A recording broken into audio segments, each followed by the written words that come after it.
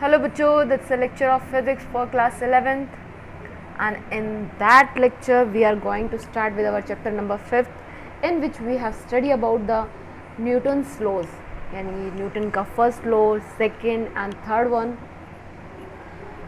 उनका basic part आपने 9th class में किया होगा.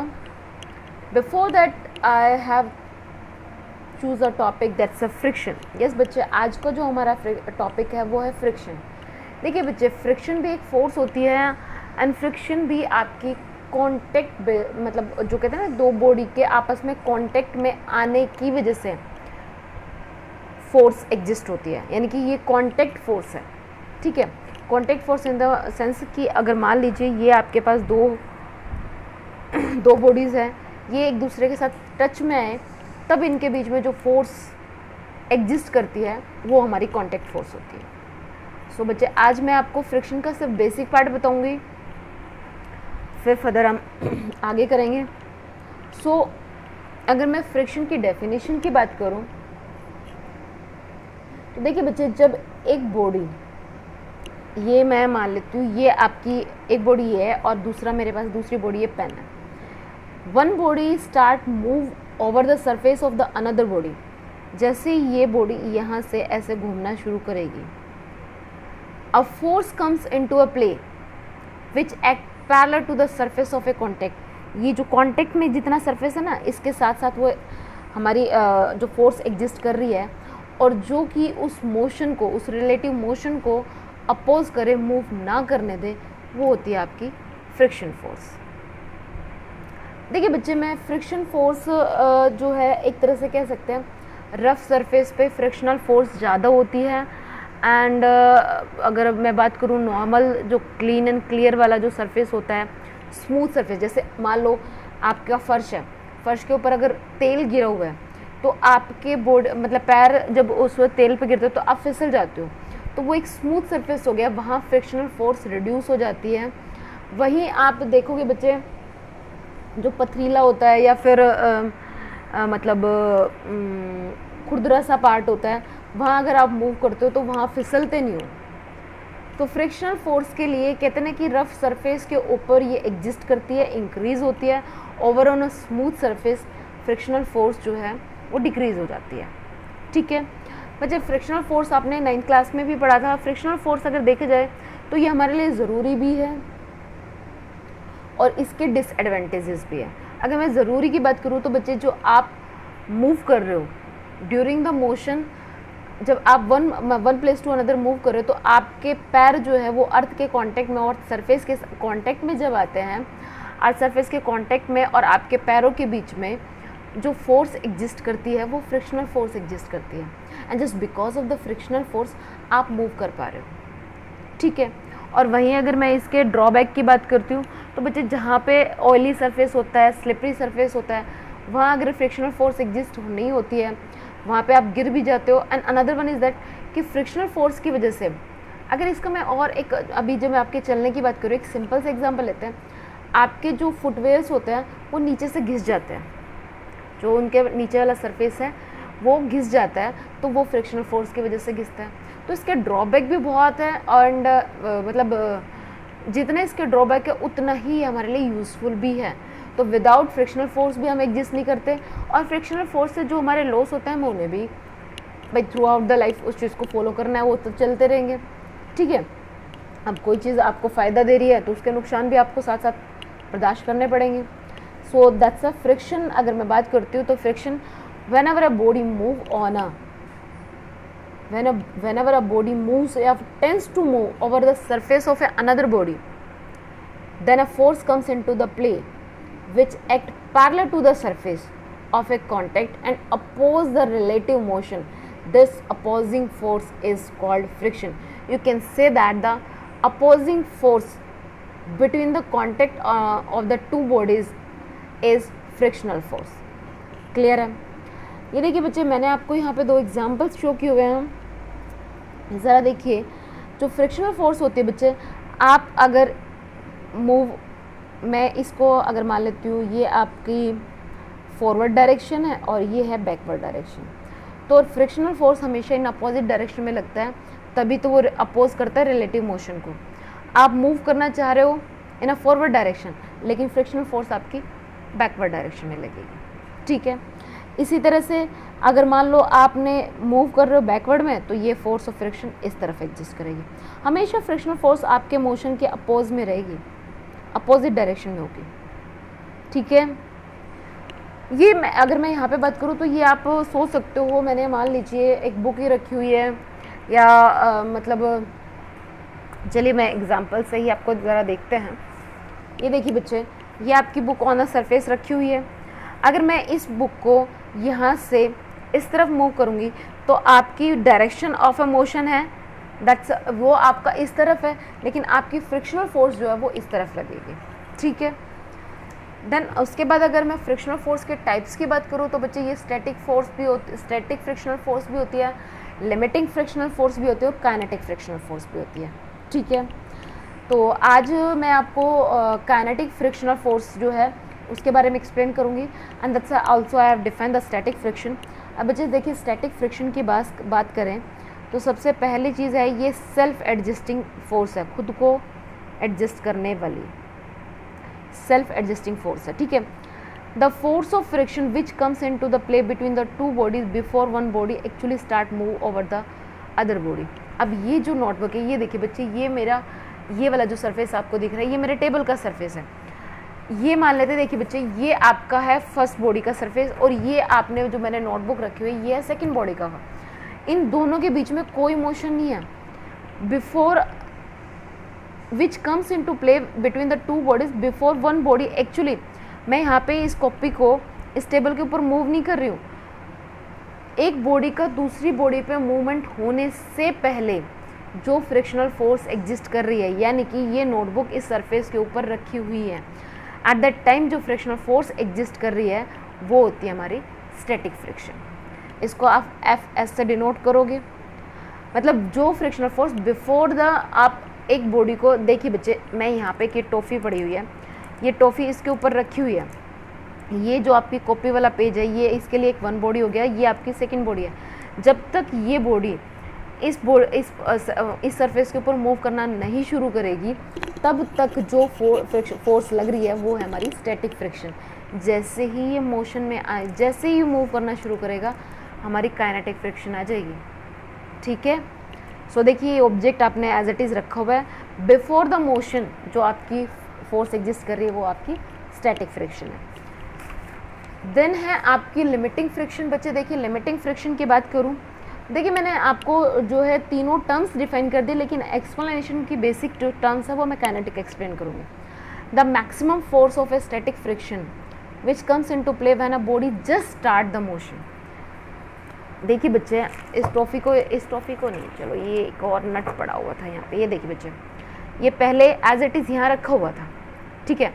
एट दैट टाइम है यहाँ पे static friction, just start the motion, मैंने जैसे ही इसको यहाँ से मूव कराना, मैंने इसको ये टच किया, ये मूव करना, जैसे ही ये मोशन में आना शुरू हुआ, which comes into play when a body just start the moving, जैसे ही start the moving over surface, तो उस टाइम पे जो फ्रिक्शनल फोर्स एग्जिस्ट कर रही है वो है हमारी लिमिटिंग फ्रिक्शन। क्या था, जब ये बिल्कुल ऐसे ही ये रखा हुआ है, बैठा हुआ है आराम से, दैट टाइम है स्टैटिक फ्रिक्शन। जैसे ही मैंने इसको मूव करना शुरू किया, इन स्टार्टिंग में जब मैंने इसको मूव करना स्टार्ट किया, एट दैट टाइम जो फ्रिक्शनल फोर्स एग्जिस्ट कर रही है वो कौन सी हमारी लिमिटिंग फ्रिक्शन है।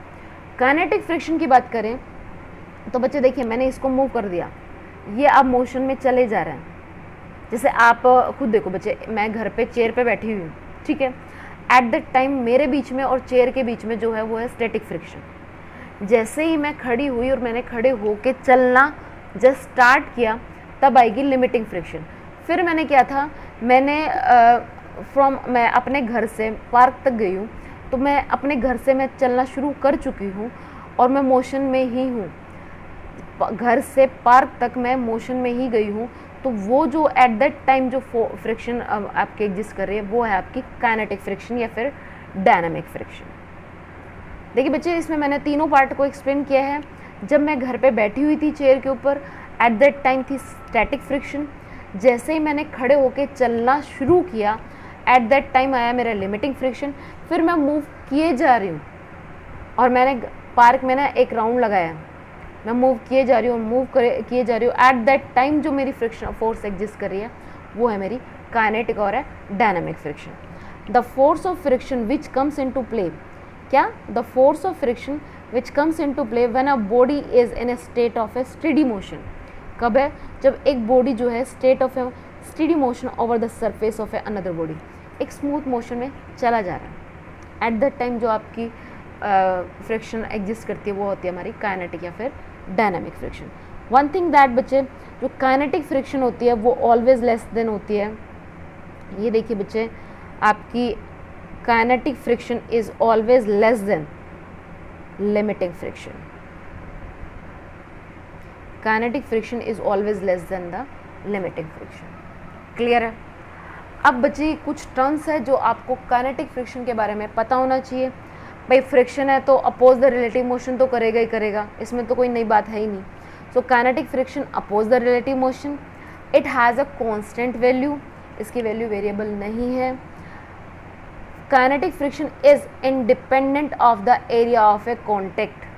अब ये देखिए बच्चे, मैं ये आपका हैंड है, ठीक है, मैं इस हाथ को आप एक सेकंड के लिए मेरा पैर मान लीजिए, चाहे मैं अपने पैरों में ऐसे करके चलूँ चाहे मैं ऐसे करके चलूँ, कह सकते हो ना, मैं सिर्फ फिंगर्स पे अपने राधर दंदा में ऑल ओवर द फुट पे अपने बॉडी को बैलेंस करने में, मैंने सिर्फ पैरों पे एंकल पे मैंने यहाँ मैंने उसको मैं अपने आप को स्टेबल कर लेती हूँ या फिर मैं अपने आप को बैलेंस कर रही हूँ, तो ये एरिया ऑफ कॉन्टेक्ट पे आपकी काइनेटिक फ्रिक्शन डिपेंड नहीं करती है। फ्रिक्शनल जो काइनेटिक फ्रिक्शन है does not depend on the velocity, provide the velocity is neither too lows not, मतलब वेलोसिटी चाहे वो बड़ी हो चाहे मतलब ज़्यादा हो चाहे कम हो उसके ऊपर भी डिपेंड नहीं करेगी। उसके बाद जो आपकी फ्रिक्शनल काइनेटिक फ्रिक्शन है ये डायरेक्टली प्रोपोर्शनल होती है to the reaction, normal reaction. अब टर्म आ गई नॉर्मल रिएक्शन। ये देखिए बच्चे, ये मानते हैं ऑब्जेक्ट प्लेस किया हुआ एक सरफेस पे, दैट्स अ फोर्स आर, नहीं आपने फोर्स के, ये आपका नॉर्मल रिएक्शन है। F k is directly proportion to the r, जो नॉर्मल रिएक्शन आपका एग्जिस्ट करता है उसका डायरेक्टली प्रोपोर्शन होएगा। Then f k is equals to mu k with r, I remove the proportionality constant, that's a coefficient of a kinetic friction. जो ये mu k है that's a coefficient of a kinetic friction और ये constant value होती है। And इसके अलावा जो आपका प्रोपोर्शनलिटी कांस्टेंट या coefficient of a kinetic friction है ये बच्चे डिपेंड करता है उस एरिया पे जो उसके साथ कांटेक्ट है, depend on the surface which are in a contact. ये दोनों सरफेस जो आपका ये नीचे वाला भी ऊपर वाला, इन दोनों के कांटेक्ट पे डिपेंड करेगा। ये यहाँ से म्यू के की वैल्यू निकाल सकते हो, that is kinetic friction by the normal reaction. And जो आपकी डायरेक्शन होती है इसके relative coefficient of a kinetic friction, ये भी अपोज करेगा रिलेटिव मोशन को, या फिर आप कह सकते हो काइनेटिक फ्रिक्शन अपोज करता है रिलेटिव मोशन को। ठीक है, ये था बेसिक था बच्चे। एक्चुअली आज का जो लेक्चर है उसमें मैं सिर्फ आपको बेसिक्स बताऊंगी, जो थ्योरेटिकल पोर्शन है उसके बाद जो कॉन्सेप्चुअल चीज़ें आएंगी फिर करना शुरू करेंगे। ठीक है, देन बात करते हैं बच्चे type of the kinetic friction. लो भाई, पहले तो फ्रिक्शन के 3 टाइप थे, स्टैटिक, लिमिटिंग एंड काइनेटिक। अब काइनेटिक फ्रिक्शन के भी 2 टाइप्स आ गए, एक आता है स्लाइडिंग फ्रिक्शन, एक आता है रोलिंग फ्रिक्शन। देखिए बच्चे, रोलिंग फ्रिक्शन की बात करूं तो जब आप साइकिलिंग करते हो ना तो वो जो पहिया है वो घूमता है, वहाँ पे जो फ्रिक्शन आएगी वो होती है रोलिंग फ्रिक्शन। स्लाइडिंग फ्रिक्शन की बात करें तो बच्चे आपने पार्क में देखो जो स्लाइडर होते हैं वहाँ पे आप वो ऐसे अपने आप को बिल्कुल स्लाइड करके जाते हो, जैसे ये आपका स्लाइडर है, आप इस तरह से स्लाइड करके जाते हो तो वहाँ पे आपकी आती है sliding friction. The force of friction comes into the play when one body slide over the another body. ये देखिए बच्चे, ये आपका एक बॉडी है, ये देखिए ये स्लाइड सॉरी ये देखिए बच्चे, ये स्लाइड करके आया ना यहाँ से, ये देखिए मैंने ये ऑब्जेक्ट यहाँ पे रखा, ये स्लाइड करके नीचे की तरफ है। एट दैट टाइम जो आपकी मतलब फोर्स है वो आपकी स्लाइडिंग फ्रिक्शन है। ठीक है। उसी में अगर बच्चे मैं बात करूँ, when A wooden block is pulled, और यहाँ पे मैंने आपको टॉफी दिखा दी, कोई वुडन ब्लॉक है किसी भी चीज़ पे, तो वो आपकी स्लाइडिंग फ्रिक्शन आ गई। स्लाइड करे मतलब one body slide over the another body, at that time जो फ्रिक्शन एग्जिस्ट करेगा वो आपका स्लाइडिंग फ्रिक्शन एग्जिस्ट करेगा। ठीक है। जैसे बच्चे अगर मैं बात करूं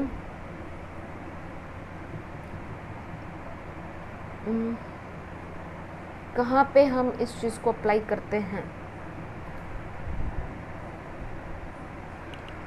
राइट नाउ कोई भी ऐसा मेरे को नियर बाई का कोई एग्जांपल रिकॉल नहीं कर पा रही हूँ, जस्ट अ वेट, सॉरी अभी कोई एग्जांपल ऐसा मेरे माइंड में आ नहीं रहा, इट्स ओके।